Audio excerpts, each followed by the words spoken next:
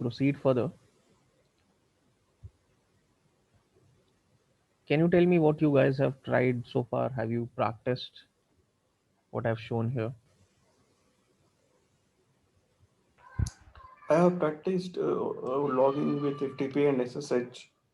Okay. Only the last today also I did same because just I got less time to practice because I'm able to understand how it works and how can we log in. So I did not practice other ports. So I think I can also log into with them to them. So I just practiced limitedly. So Yeah. So we've seen a few methods so far. There are a few more.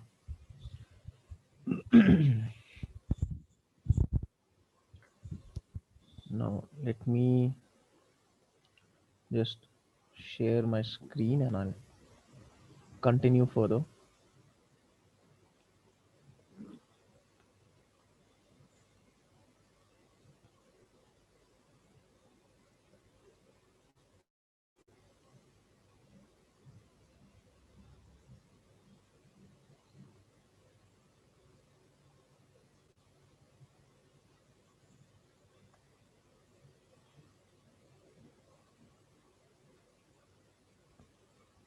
Just a moment.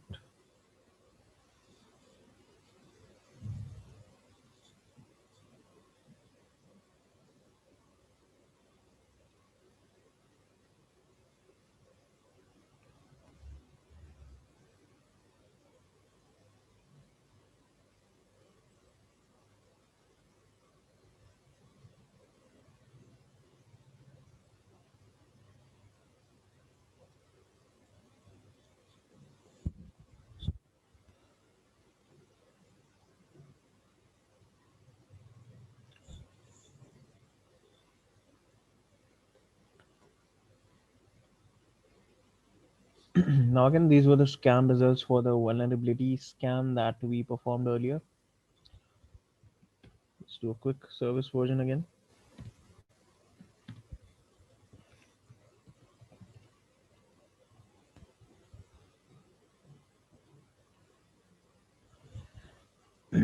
Now I think it's important to mention that on this system there are a lot of vulnerabilities that are present, but this will not be the case for all systems. Okay, so it's important to keep that in mind.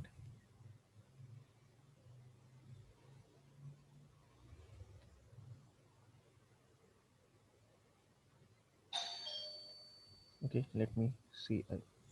I need to answer the doorbell. Just excuse me for a minute.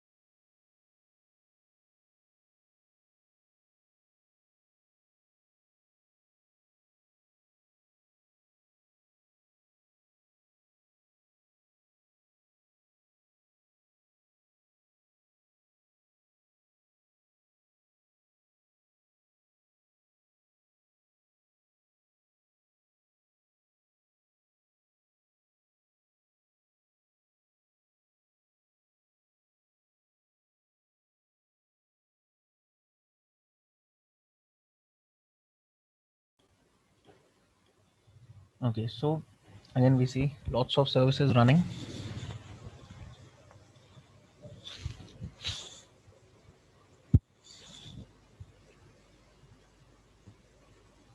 Which one? Okay, let's try MySQL today.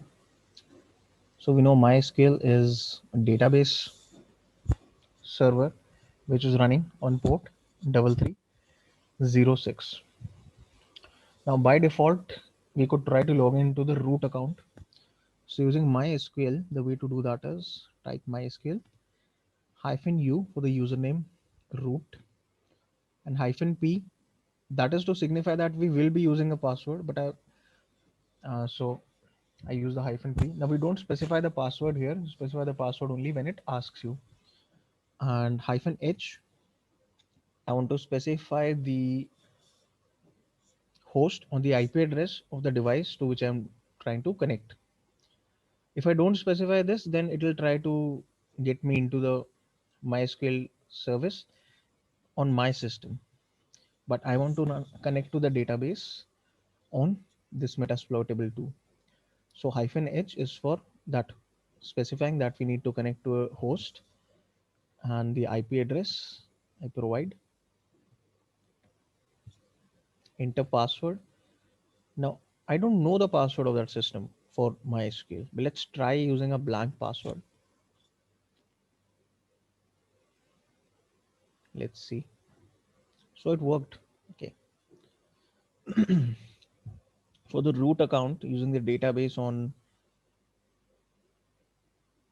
Metasploitable, we have connected to the MySQL server running on this port, on port 3306. That's the default for MySQL.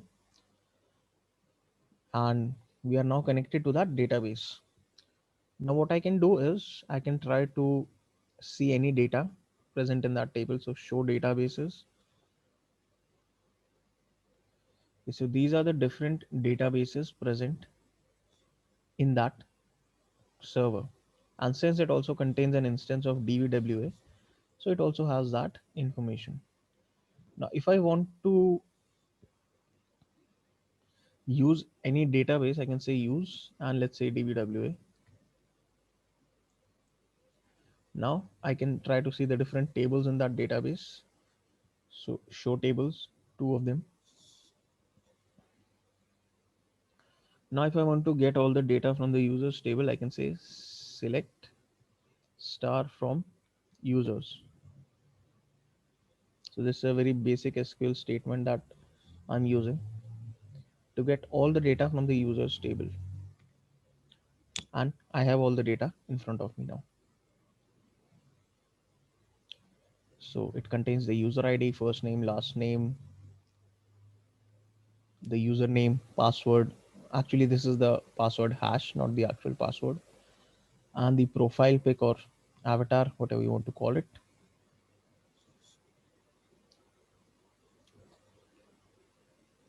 This is basically, it's trying to show you the importance of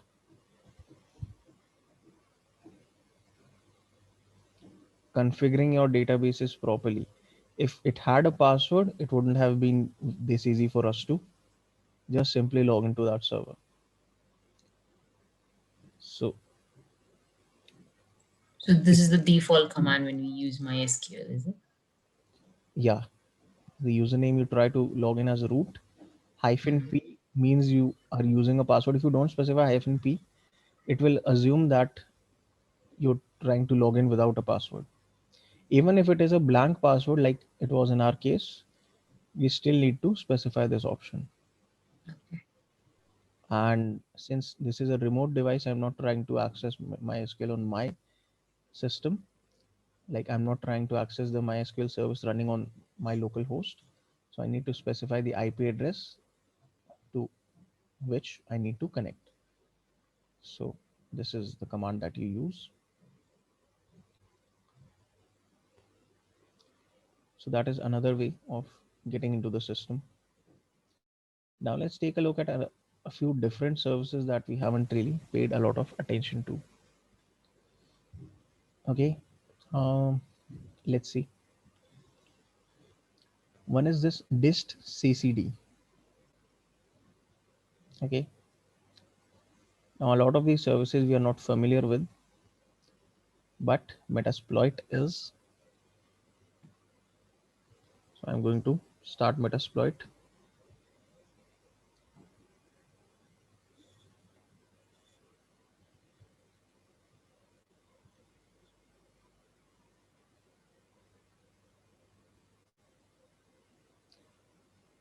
Now remember that throughout this course or throughout whenever you are practicing and even throughout your career in this field of cybersecurity,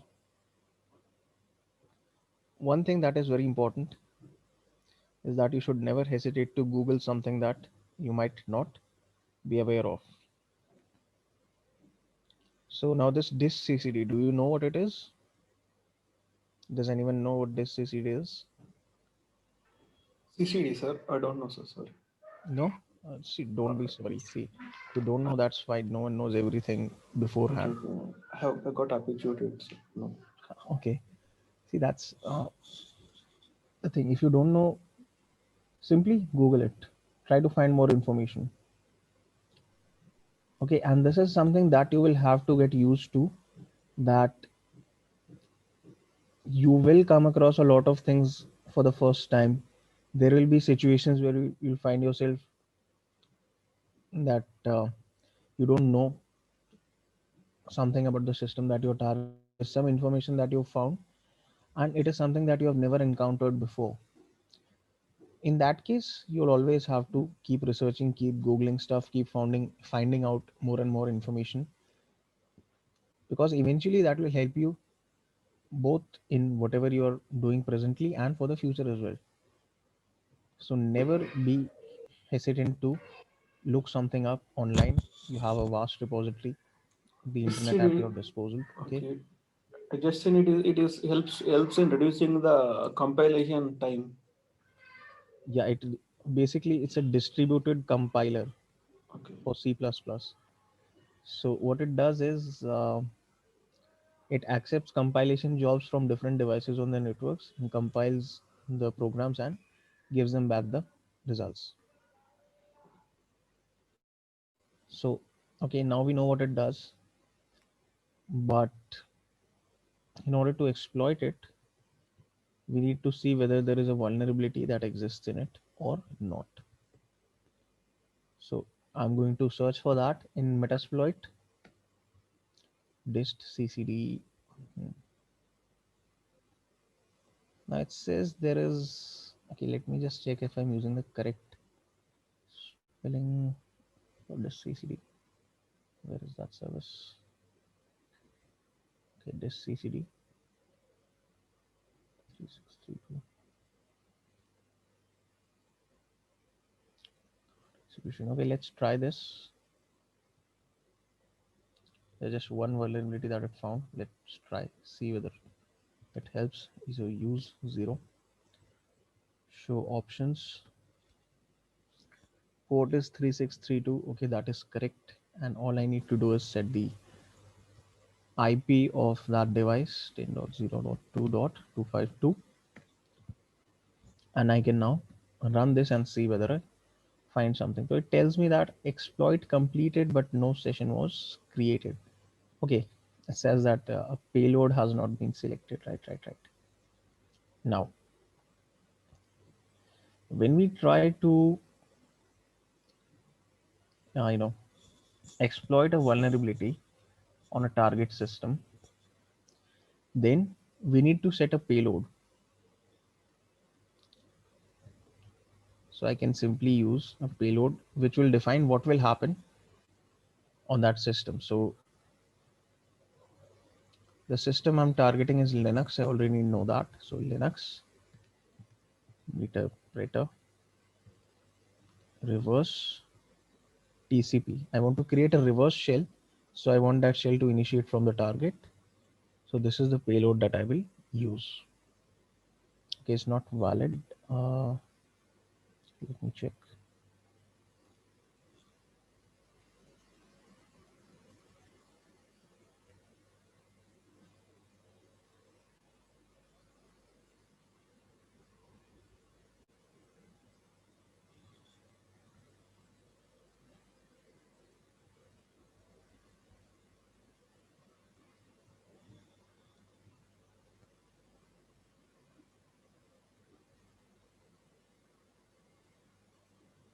What am I specifying incorrectly?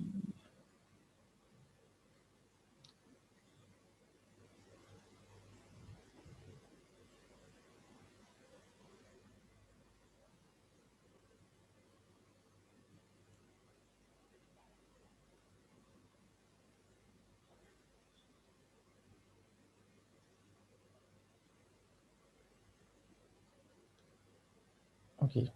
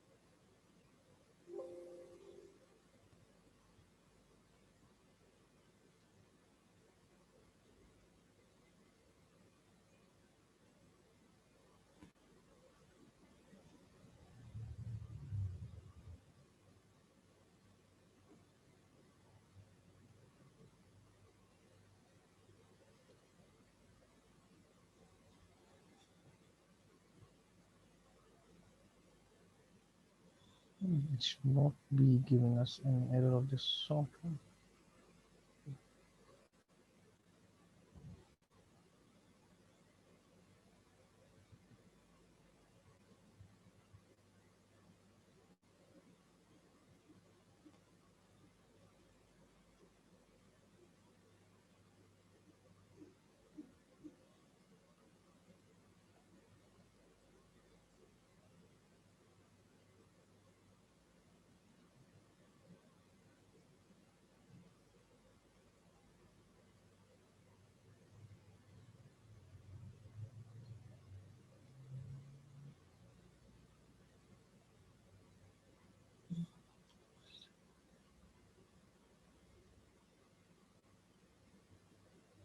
Okay, so let's try a different payload here.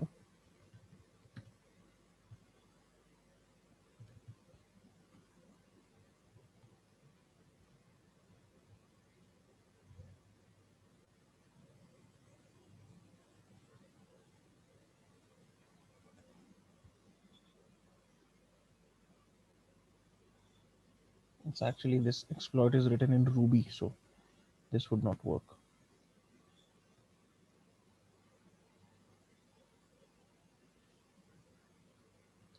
I need to set the lhost IP as well.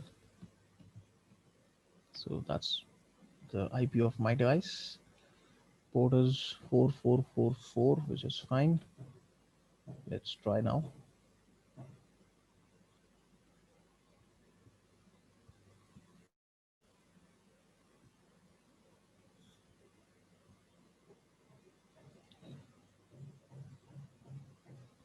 Now the thing is, it's telling us that a command shell session has opened. Let's try interacting with it. And okay, it's telling us that I'm in the temp directory currently. ls, see what files are there. cd to the root. So again, I'm into the system, and as what user? As a daemon. So in this case, I'm not root, but still I have access to the system.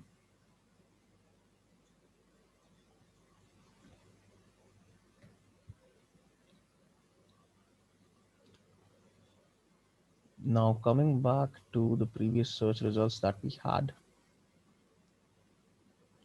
I think the next time I'll just use a different tab and I can switch easily.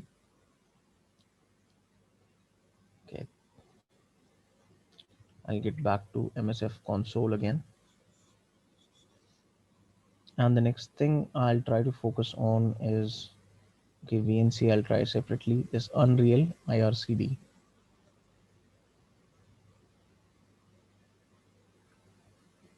Now I'm not covering every single service that's running,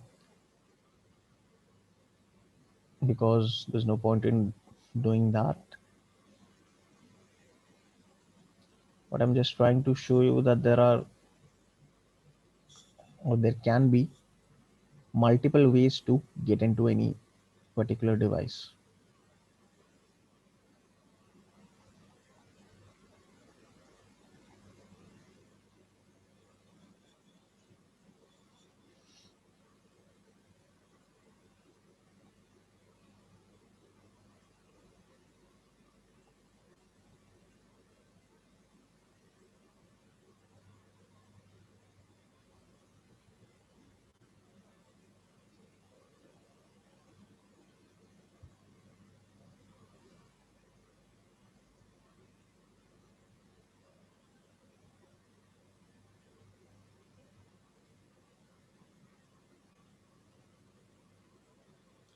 Okay, now I'm going to search for this Unreal IRCD. Let's see what I find. Okay, so there's one vulnerability available, that's backdoor, and it's in version 3.2.8.1. They couldn't have made that any longer. Now where is the Unreal service running here? It is okay. Now it's not telling us the version in this case. So let's just go ahead and try running this. Maybe we exploit, maybe we don't. So use this show options, of course. So I need to set the host here.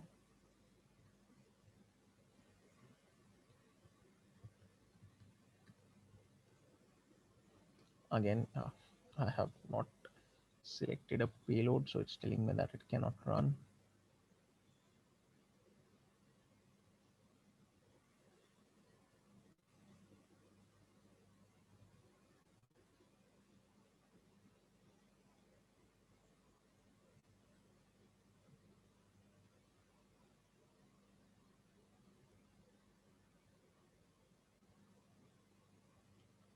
But instead of run, if I select exploit, okay, it's going to tell me the same thing again.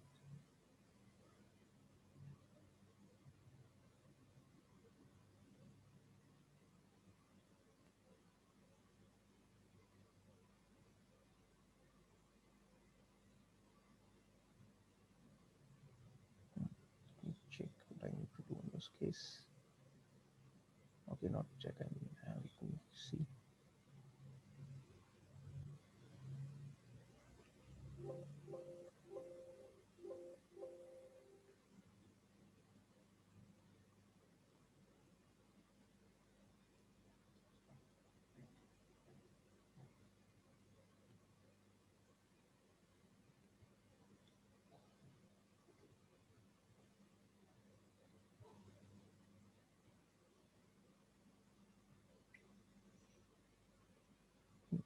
What can we see here? Unix reverse bash telnet SSL.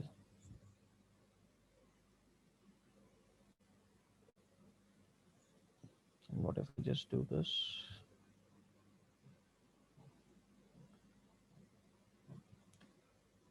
Reverse.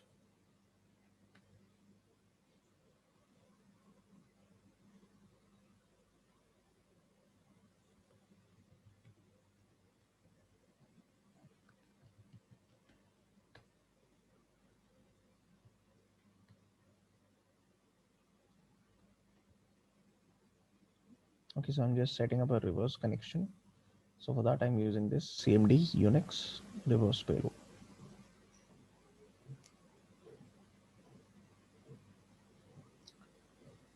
Okay, so I think we have our backdoor. Okay, and this backdoor allows us to access the system as root again. So what directory am I in? So I'm probably in the home directory for this particular daemon or the service that is running. And again, I can do whatever I want since I'm root now. Coming back here, Let's try and look for something else.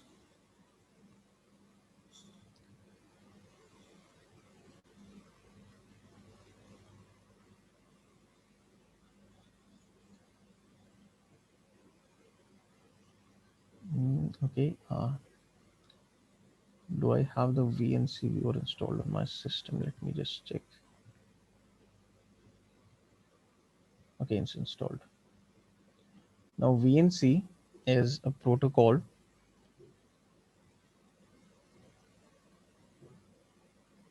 that is used to access devices remotely, just like RDP. And VNC stands for Virtual Network Computing.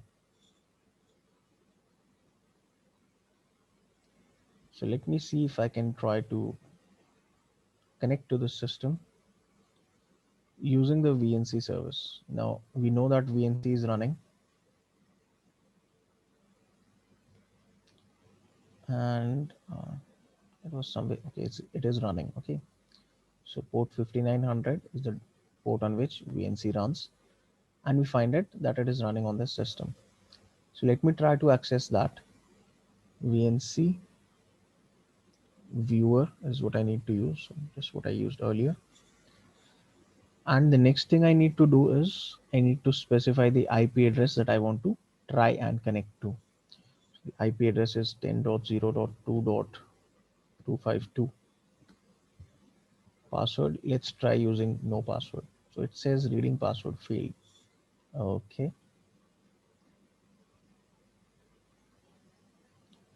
So we know that the blank password is not there.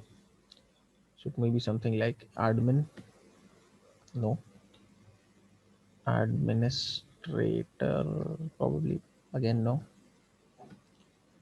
How about pass itself or the word password?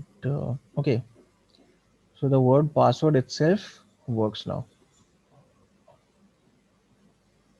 Now, although Metasploitable does not really, we don't really access it over a graphical interface, we are now able to use VNC to get onto Metasploit.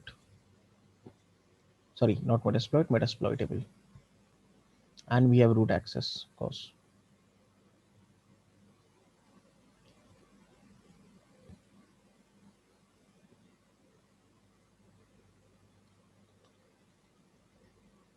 So you can see the sheer amount of services running on this system itself are the reason why it's so easy to hack into it. But again, this is not going to be the case for every single system that you find, because they are being very generous with leaving 30 ports open. In most cases, you will not find more than 3, let alone 30. Now, again, continuing upon our quest of selecting random ports. So let's just try this one, Java RMI. And I'm going to just go to Metasploit again, search RMI. Probably not a good idea. Search Java RMI, Java underscore RMI. Okay. So sometimes you need to try different combinations. Something is going to work eventually. Now it has 4 different results or scan. One is simply an interface enumeration. Another is it's trying to check for endpoint code execution. And the other two are, one is for privilege escalation and another is for code execution. Now let me try the code execution one, because that is, whenever you are hacking into a system, your main goal is to get remote code execution, be able to execute code on that system. That is what you want.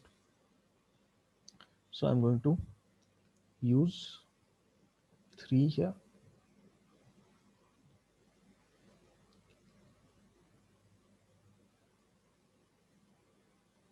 Show options. Again, the first thing we need to set is our hosts. What else? Okay, nothing else.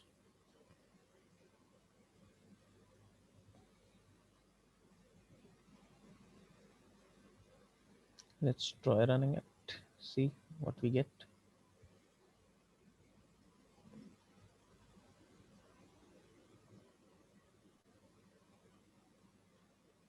And we have a meterpreter session opened on our target. So this was yet another service that we were able to hack into and gain access to this Metasploit table system. Now in this case, I have used Metasploit to run these different exploits, but for the other machines that we see, I will not be making use of Metasploit. We'll be doing things differently, so we'll not come back to Metasploit now. And the other day I asked you to look for a way to exploit a vulnerability. Which one was it? Uh, I think it was this VSF TPD. So I asked you to try and find a way to do this without Metasploit. So was anyone able to do that?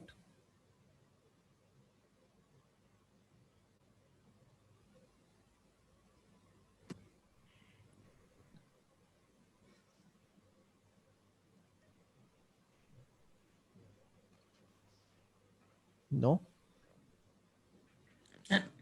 Didn't find time.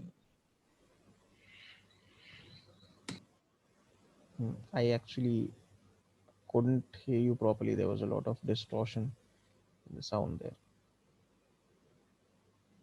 Didn't find much time. Okay, couldn't find time. See, if you try to look for it, you will easily find it. I can guarantee that. And it's don't have anything complicated either. It's a simple vulnerability to exploit. Try looking for it today as well. Tomorrow I'll cover it in Yeah. class. If not, okay. And okay, from tomorrow, I'll just try to exploit this one manually, show you how to do that.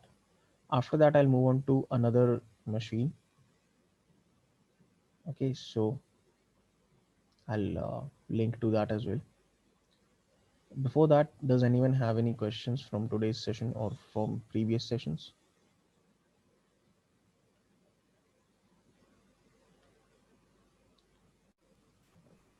How do we get to know that commands on Metasploit?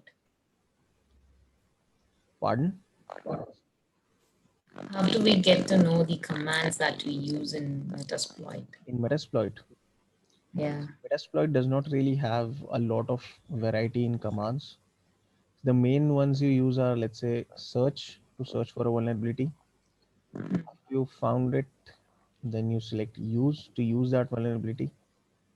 Show options, set options, run. These are the main commands that you'll see with Metasploit. There's not a lot of stuff here. And for individual services, like let's say we talked about VNC, so VNC viewer or for MySQL, these you'll like there's no central repository or anything for all commands in one place. But the more you practice, the more familiar you will get with each of these tools. And one more thing that's important that I think I should mention here is that